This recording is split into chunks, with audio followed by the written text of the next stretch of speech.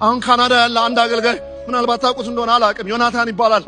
እኔ ወደ ጌታ የመጣው ጊዜው የዛሬ 15 ምናምን ዓመት አካባቢ አንድ ቦታ ሲናገር ሰማው።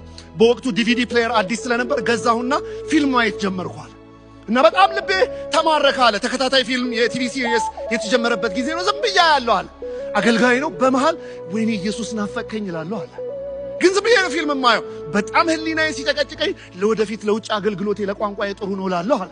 ትንሽ እንትን ለማድረግ እና በቃ ዝም ብዬ ያለው። አንድ ቀን ሌሊት ግን አለ በውድቅት ሌሊት ፊልም እያየሁ ቁጭ ብዬ ናፈቀኝ አለ ጌታ። ወይኔ ኢየሱስ ናፈቀኝ፣ የኔ አባት ናፈቀኝ፣ መቼ ነው ማገኘህ መቼ ነው እያልኩ በመሃል ውሃ ጠማኛል። ከዛ በሌሊት ሄድኩኝና ኪችን አካባቢ ፍሪጅ ከፍቼ ቀዝቃዛ ውሃ በዛ ሌሊት ግጭቅጭ አድርጌ ጨረስኩና ልክ ቁጭ ስል የማቀው የጌታ ድምፅ መጣ እና እንደዚህ አለኛል፣ አየህ ልጄ ከልብ ስትፈልግ እንደዚህ ትራመዳለህ። የምርህን ሲሆን ልጄ እንደዚህ አክሽን ትወስዳለህ፣ እርምጃ ትወስዳለህ። እውነት ነው። ሰው ቁጭ ብሎ ውሃ ጠማኝ፣ የውሃ አጠማም 4 አለባውያን በአራተኛው ስር ያለ 3 ነጥብ ይላል።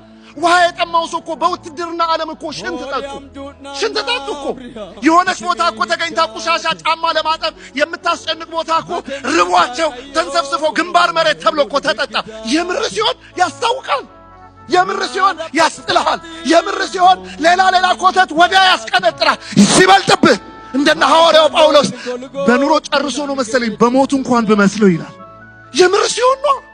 የምር ሲሆን ከልብ ሲሆን ክብር ሲርብህ፣ መንፈሱ ሲርብህ፣ ሐለወቱ ሲርብህ፣ የምር ሲሆን አላካዬ የሚያስታውቅ ምን እንደምንፈልግ ማወቅ፣ እሱን እየፈለግን መሆናችንን ማረጋገጥ፣ ለምን እንደምንፈልግ ምላሽ መስጠት፣ ከልባችን መሆኑን እርግጠኞች መሆን። አምስተኛና የመጨረሻ